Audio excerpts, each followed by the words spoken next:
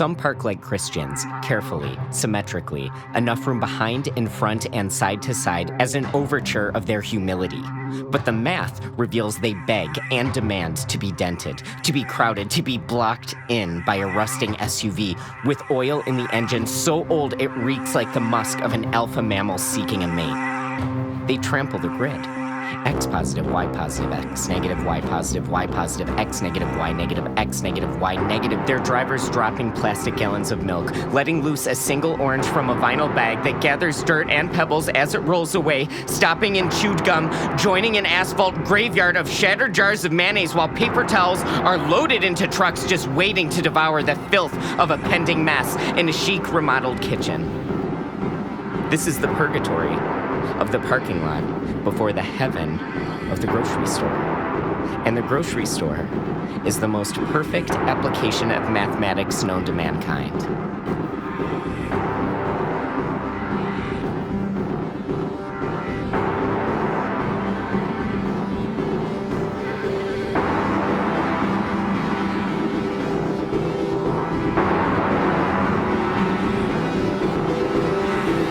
I placed my graph paper and number 2 HB-style lead pencil down in the passenger seat with tenderness.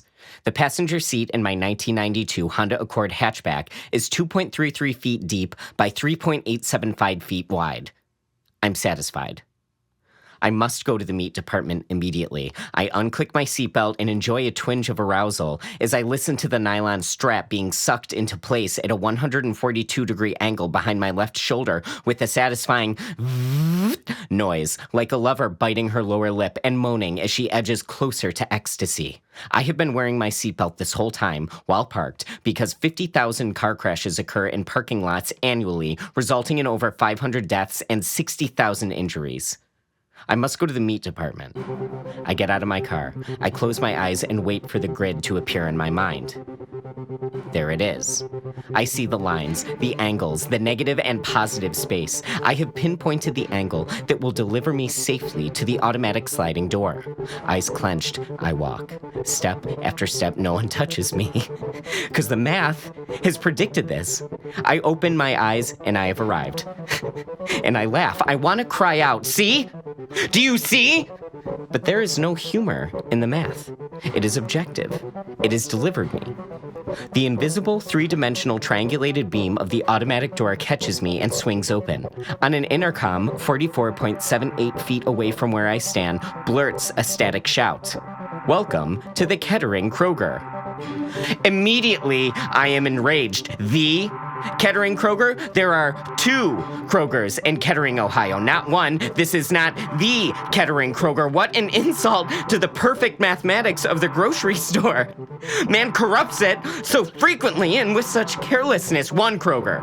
2 is not 1. You cannot say 1 is 1, but also 2. 2 is 2 ones. I could scream. I feel the vomit heat my back molars, and I choke it down. I will need to vomit later, so I pull out my green memo pad from my front shirt pocket with my left hand and pull out my number 2 HB lead pencil from my right jeans pocket. I flip to a fresh page and write the day, date, time, and precise location of where I am standing at this very moment. 39.6883587 degrees inclination, negative 84.1625761 declination. I put pencil to paper and press with force, not enough to rip the paper, but force all the same, and I write in capital letters so I can remind myself, vomit later. I put my writing materials away and rush past the manager's office, through the pharmacy, to the most unadvertised part of grocery stores, restrooms. I throw my shoulder into the restroom's scratched, neutrally painted door. I choke on the sharp stench of ammonia and dried piss as my right foot slips on the humid tiled floor. I steady myself at the sink and I begin pumping the soap dispenser as hard as I can. I pound with my left fist, 10 pumps every 5 seconds, filling my right hand with dark green liquid soap. The soap does not smell like citrus fruit. It does not smell like lavender. It does not smell like a pleasant yet ultimately artificial perfume. The soap's odor is strictly utilitarian. It smells like what it is. It's sanitizing chemicals. I take a whiff and I feel my scrotum tighten, and the tip of my penis briefly becomes more sensitive in my flannel boxer shorts. But I don't see liquid soap in my hand. I can feel its weight, its viscosity, its slickness, but what I physically see, is not liquid soap. What I see is the chemical equation for the very solution in my hand.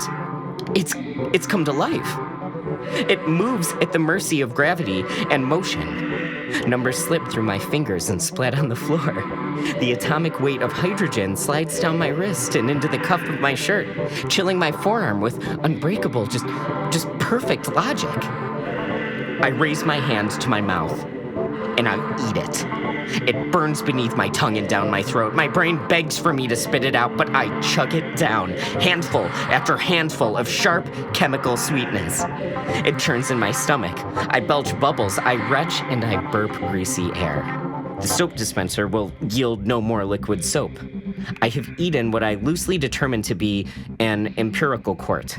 Dizzy, my shirt soaking, stomach swelling, and head pounding, I back against the wall. I rest my face against the cool tile and glance at the back of the bathroom door.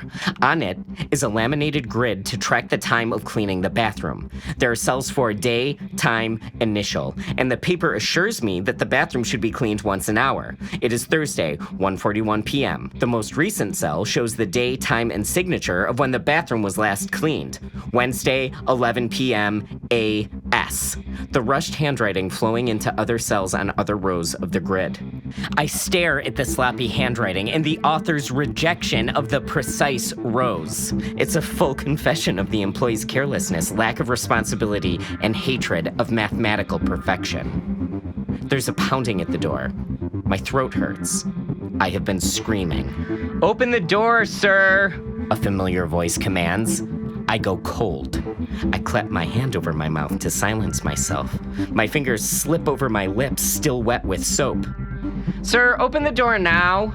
And then, to someone else, "It's him, just fucking open it." The handle jiggles. I hear the tinkling noise of metal against metal. I scream insanely as the button of the accessible door handle pops out, unlocking the room. Before I can reach it, the door swings open. Behind the door is my nemesis, Bill Truman. He's 46 years old, lives at 808 Stroop Road, is divorced with no children, and drives a 1992 Ford Taurus Blue. He is the manager of this Kroger. He is my foe.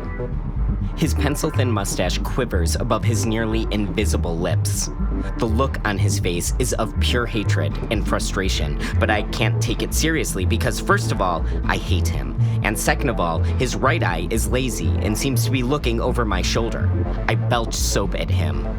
Next to Bill is a boy I have never seen. He towers over us. His polo uniform shirt barely stretches over his hypnotizing body fat, and his eyes are so small they might as well not exist. He holds the screwdriver that popped open the bathroom door, forever invading my privacy. Bill squawks like a crow. I've made it abundantly clear that if you returned, I would get the police involved. You're trespassing. I stare at him motionlessly and wonder what his eyeglass prescription is. I burp and my tongue burns with a mixture of bile and soap. "Someone ate all your soap," I tell him flatly. His face contorts in disgust and his glasses slide down his nose. I have the sudden urge to grab his face and bite his cheek as hard as possible. I can feel the wet meat of his face mixed with the oily chemicals of the soap slipping down my tongue and sliding down my throat. The urge passes, though. "Come with me." Bill turns and leads me to the manager's office, his dumb teenage friend behind me. When we arrive at the office and he pulls out his key to let us in, I continue walking at a quick pace past the checkout lanes, gum and magazines, and into the parking lot. I have no time to appreciate its math, which is an unspeakable tragedy. I hear Bill's dumb teenage friend shout, but I get in my car, buckle in, and peel out at what I consider to be a dangerous velocity. It's 1:52 p.m., and I will return in 13 hours. It's 2:52 a.m., and I'm parked in front of the Kroger with my seatbelt on. My 1992 Honda Accord hatchback fills with smoke. The fire in the passenger seat gains strength. All my materials, my notebooks, my logs, my computer, my number 2 HB lead pencils, my diagrams, my compendium, letters never sent to prominent academics, changed their chemical makeup in an engulfed seat doused with 90% isopropyl alcohol. I breathe in the fumes to the point of losing consciousness and unbuckle my seatbelt. My house key glows hot red in the flames. I pick it up, the skin on my fingers bubbling with third-degree burns. I get out of the car and gently shut the door. I bring the steering key to my face and place the broadside of it against my open right eye. I smell the viscous membrane of my eye burn out and my vision turns bright red, then disappears. I do this to my left eye. I do not need my eyes, for I can see. My eyes have been opened. They were opened yesterday afternoon when I was escaping Bill Truman, my nemesis, my foe. While speeding down Ron Road, I banked hard as a sparrow crossed my windshield too closely, bumped off the glass with a tiny burst of guts, and rolled over the hood of my car. I pulled over because I wanted to see it. There, by the side of the road, lay the sparrow with its thorax opened, its tiny bird guts spilled to the side. I knelt down before it and held it in my hand. When I looked closer to its insides, my perception forever changed. I saw the square root of the bird's existence. A new reality, a true reality, finally opened before me. The street, the road, the subdivisions around me were finally mathematical. Everything was mathematical, so I thanked the bird. Now a pile of numbers in my hand, also a pile of numbers, my own hand, and I threw the bird as far as I could into the field that was to my right. I am back in the parking lot. I behold the grocery store. I have internalized its mathematics. I see what a common man cannot. There is another layer, a layer that I have broken into, a new dimension. I see angles on a graph. I see the weight of the atoms in the fiberglass that make up the sign K-R-O-G-E-R. My eyes have been opened. I'm behind the Kroger at the service door. I stare at the double-locked steel door. It unclicks and opens before me. I enter the inventory room for dry goods. The lights are on and the security system is active. An infrared beam that I can now see scans the area. I stare at it. Numbers running up and down the walls. The beam turns off, and I gracefully walk between box after box of Bounty double-thick paper towels through the door to the grocery store. I glide to aisle 18, cleaning products. At the end of the aisle, the insecticide is highlighted in my mind in bright red, like the way a snake sees thermal energy. I'm drawn to it. I grab a box of roach traps and 2 cans of Raid spray. I sit cross-legged on the recently waxed floor, open the box of roach traps, rip open the plastic roach motels, and lick the chemicals inside. I consume 24, plastic and all, my tongue burning. The inside of my cheeks are on fire, and the fire is cleansing. When I have had my fill, I take 2 cans of Raid Ant and Roach Killer fast acting and spray it inside my mouth and into my wounded eyes. And I cry. I cry with rapture. The chemicals seal my leaking, wounded eyeballs.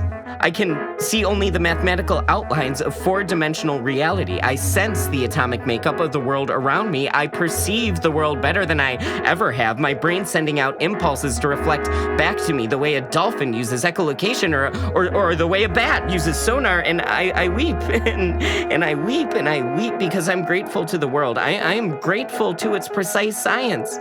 Spraying the rest of the Raid into my mouth, just swallowing the chemicals down my throat, burning my esophagus and melting my stomach.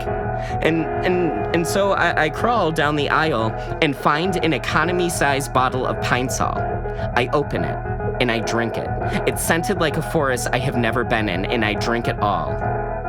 I understand my time is now limited.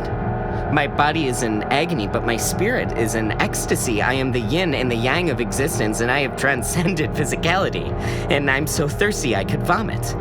But there is work to be done. I float to the meat department and grab handfuls of pre-cut cold cuts and load them into a shopping cart. I pack pound after pound of salted meat loaded with preservatives into the cart until it's so heavy it's hard to push. The cart resists. It is heavy, and I bring it to the front of the grocery store. Numbers fall off the shelves, equations drop from the ceiling, theorems blast out of the HVAC system and land on my shoulders like snowflakes. I too slowly disintegrate into atoms. With every step, more of me is now left behind. I unpack the meat and drop to the floor with a wet plop. My hearing is now muffled, and I'm grateful for that. I want my senses destroyed. Soon, I will only experience the world through the lens of true mathematics and chemistry, so I get to work piling the meat, shaping it: turkey, roast beef, bologna, Braunschweiger, chicken. I ask my hands to radiate intense heat, and they comply, and it roasts the cold cuts into shape. I've sculpted a pair of legs out of the meat. I need more meat. I go to the meats department and return, and sweating, vomiting, my hands shape a torso. My body begs for water, and I laugh while I deny it. I'm losing control of my bladder and bowels. My waist trickles to the floor, and my head just spinning in confusion. But I shape shoulders. I shape arms, all out of the meat, burning it into place with my hands. Because I am pure energy. I am sightless, and I can see clearer than an owl. I have finally shaped the face. I step a few paces back and behold my creation. My brain blasts out impulses and they reflect back. I have made a perfect statue of myself out of the cold cuts, roasted into place with my body's energy, and it's more solid than marble. I've sculpted khakis, the creases in the pants created so perfectly you'd confuse my statue for a living, breathing human being. I've sculpted a Kroger uniform, complete with a name tag that reveals my name to all those who see. I've sculpted my face down to its blemishes, scars, and eyebrows, and I cry at its perfection as I wobble and fall forward at its feet. My lungs begin to refuse air. My heart decides to slow, and just what perfection! Here I am! On my back, on a bed of mathematics and perfect equations, I am disintegrating into atoms. I cry, I'm so happy, and I've been right this whole time. I've known this! I saw math before it was math, and I feel myself melt into a puddle. The numbers become so bright in my mind, searing like rays of sun into my soul. And so I command my soul to leave me. Feeling drains in my feet, up my legs, up my torso, and out my mouth. I float above my body. I see my burned fingers, my scarred over eyes, my face red and burned with chemicals. I move myself into the mouth of my statue, and he breathes me in. Feeling returns to my feet, my legs, my torso, and my head. I move my legs, made of meat. I wiggle my cold-cut fingers. I breathe in and I roar mathematics, shattering the glass display cases in the fish department. Bill will see this. Bill will see the perfected me, and I will forever be here. He will behold me and tremble. For I am become math. I am become grocery store. And I am become eternal understanding. This story